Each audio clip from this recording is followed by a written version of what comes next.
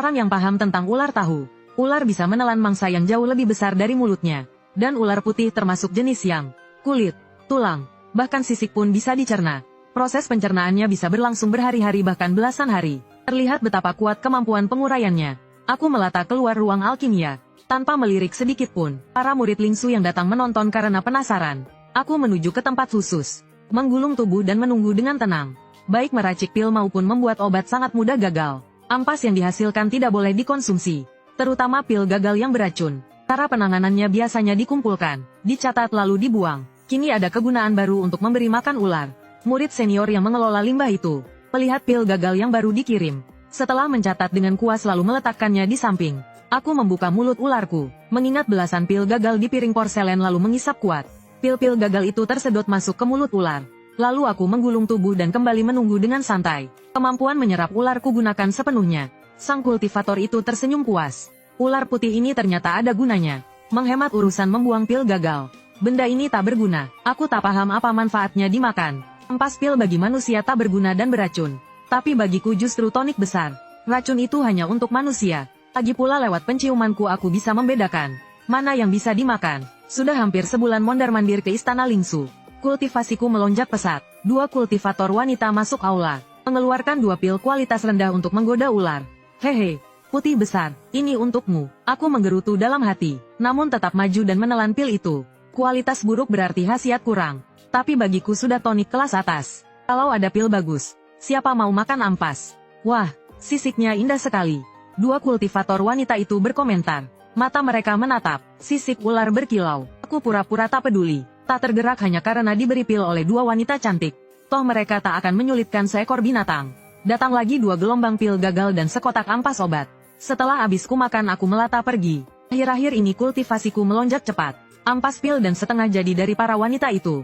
Sangat efektif. Setelah terserap, seluruh tubuh terasa segar. Jika sekarang bertemu siluman serigala abu-abu, tak perlu racun ular, tak perlu masuk air. Haha, kupastikan bisa mencekiknya mati saat itu juga. Aku pun melata kembali ke istana Kingsu, tanpa menoleh sedikit pun pada 2 bocah yang masih berlatih keras. Aku langsung melingkar di pinus tua di tepi tebing tanpa bergerak, mencerna obat tonik di dalam perut. Sedikit demi sedikit khasiat obat meresap ke seluruh tubuh ular putih. Keesokan harinya setelah aku terbangun, seluruh tubuh terasa seperti terikat kencang.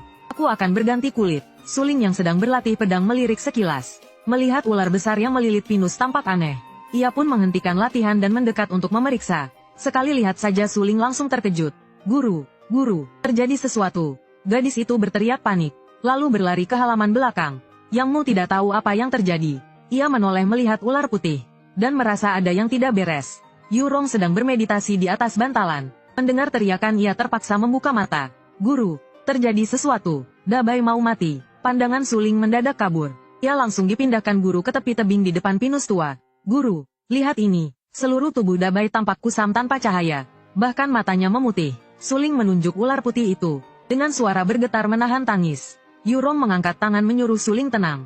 Lalu mengamati dengan saksama. Berdasarkan pengalaman, ia menilai kondisi saat ini. Setelah meneliti sekeliling, ia mendapati vitalitas ular putih masih ada. Yang aneh dibanding saat pertama dibawa ke gunung. Vitalitasnya justru jauh lebih kuat. Mungkinkah saat aku fokus berkultivasi, ada sesuatu yang terjadi padanya akhir-akhir ini? Yurong berkata dengan tenang. Jangan khawatir. Dabai baik-baik saja. Mungkin ia sedang mengalami perubahan. Mendengar itu Suling akhirnya menghela napas lega. Yang Mu tetap sedikit bicara. Ekspresinya dingin. Sebenarnya ular putih ini beberapa hari ini makan apa? Yurong berpikir bola-balik. Merasa itu tidak mungkin. Bukan karena ular ini berkultivasi terlalu cepat. Lebih mirip karena memakan sesuatu yang bagus. Sehingga vitalitasnya melonjak. Tingkat kultivasinya pun meningkat. Suling dan Yang Mu saling memandang dengan canggung. Apa? Jangan-jangan kalian berdua memberi ular ini pil jatah bulanan istana? Ekspresi Yurong menjadi tidak ramah. Sama sekali tidak. Dabai akhir-akhir ini hanya pergi ke Lingsugong. Memakan banyak pil gagal dan ampas obat. Kok, Kakadu yang mengelola pil gagal dan ampas obat jadi jauh lebih santai akhir-akhir ini. Sepertinya sudah dimakan hampir 1 baskom penuh. Mendengar itu sudut bibir Yurong berkedut. Dengan wawasannya yang luas, ia segera memahami apa yang terjadi. Kemampuan penyerapan dan pencernaan manusia kalah jauh dari ular. Pil gagal dan ampas obat bagi ular. Sederhananya adalah tonik besar. Perlu diketahui, bahan obat untuk meramu pil semuanya adalah benda sangat berkhasiat. Digunakan para kultivator untuk meningkatkan kultivasi. dan menyembuhkan luka, memakan satu baskom penuh. Ini jelas akan berevolusi. Guru dan dua murid menatap tajam ular putih di pinus tua. Tak lama kemudian, ular putih mulai bergerak di atas pinus tua yang kokoh. Sesekali menggosokkan kepalanya pada sudut-sudut tajam. Tak lama kemudian sisik di bagian kepala terangkat, menampakkan kulit ular baru di dalamnya. Ini adalah proses ganti kulit. Aku terus menggesek perlahan di atas pohon, memanfaatkan dahan untuk mengait kulit lama. Berusaha melepaskannya sepenuhnya, dimulai dari kepala ular, lalu diikuti tubuhnya, sangat mantap dan sangat perlahan. Guru dan dua murid yang biasanya tak ada kerjaan, berdiri di tepi jurang mengamati dengan saksama. Setiap kali berganti kulit selalu berbahaya bagi ular. Sekali gagal, pasti mati tanpa ampun, butuh waktu lebih dari 1 jam penuh.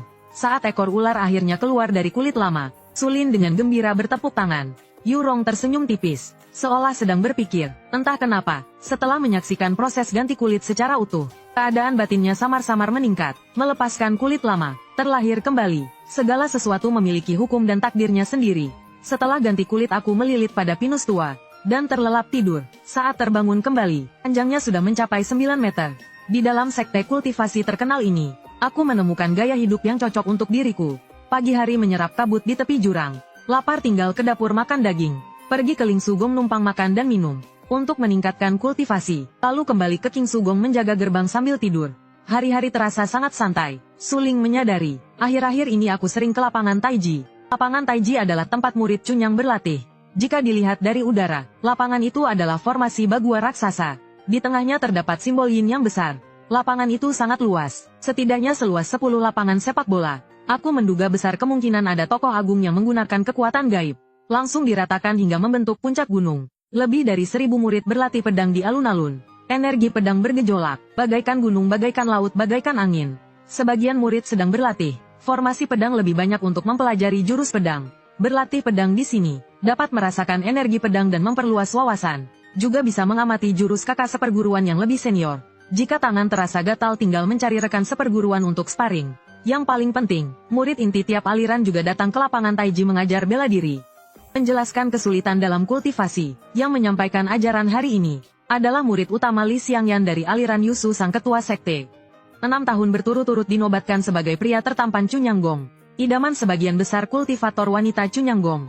Pria yang diam-diam dicintai banyak orang bernama Chuze. Chuze mengenakan jubah Tao, mahkota giok di kepalanya, memegang pedang pusaka, dengan serius mengajarkan kultivasi pada murid muda. Menekankan hafalan jurus pedang, bergerak laksana naga keluar dari air. Diam setenang kucing roh mengintai tikus. Di tengah pergerakan, tangan membagi yin dan yang, menyimpan rahasia bagua. Saat menjelaskan ilmu pedang, sesekali ia menoleh ke arah ular putih di samping. Tak pernah terdengar ada monster bisa mencuri ilmu.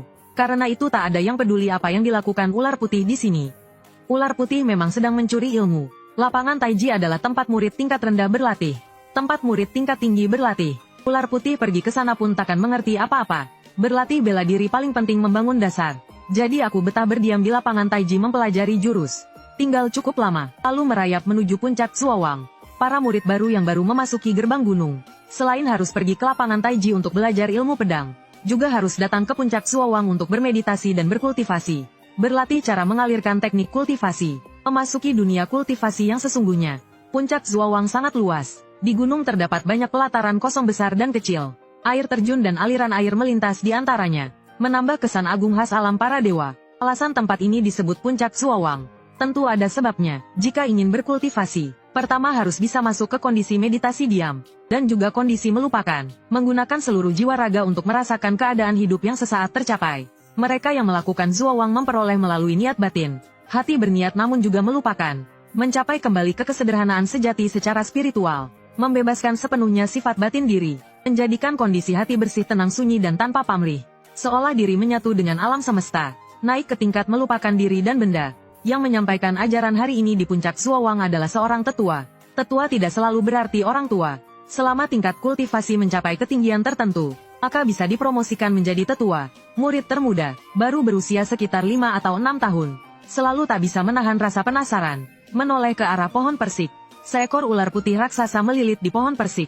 Lidahnya terjulur ke bawah, seolah sedang mendengarkan. Haha, tempat kultivasi para murid jenius ini, sekali lagi menjadi targetku untuk mencuri ilmu. Mengetahui putih menjaga hitam, menjadi pola bagi dunia. Kebajikan abadi tak menyimpang, kembali pada keadaan tanpa batas. Mulutku refleks menjulurkan lidah ular. berusaha mengingat ajaran-ajaran yang dulu terasa familiar, namun tak pernah benar-benar dipelajari dengan serius. Para murid muda itu tidak tahu bahwa seekor ular ingin berkultivasi, membutuhkan kesempatan sebesar apa, hanya untuk membuka belenggu kecerdasan spiritual saja. Sudah menutup rapat, jalan kultivasi bagi sebagian besar burung dan binatang. Tanpa guru tak ada metode, tanpa jalan untuk berkultivasi, sangatlah sulit. Kini kesempatan itu telah datang. Tentu harus berjuang dengan segenap tenaga, berusaha mengingat segalanya. Jalan menuju keabadian penuh dengan rintangan. Yang bisa kulakukan hanyalah mengerahkan seluruh kekuatan.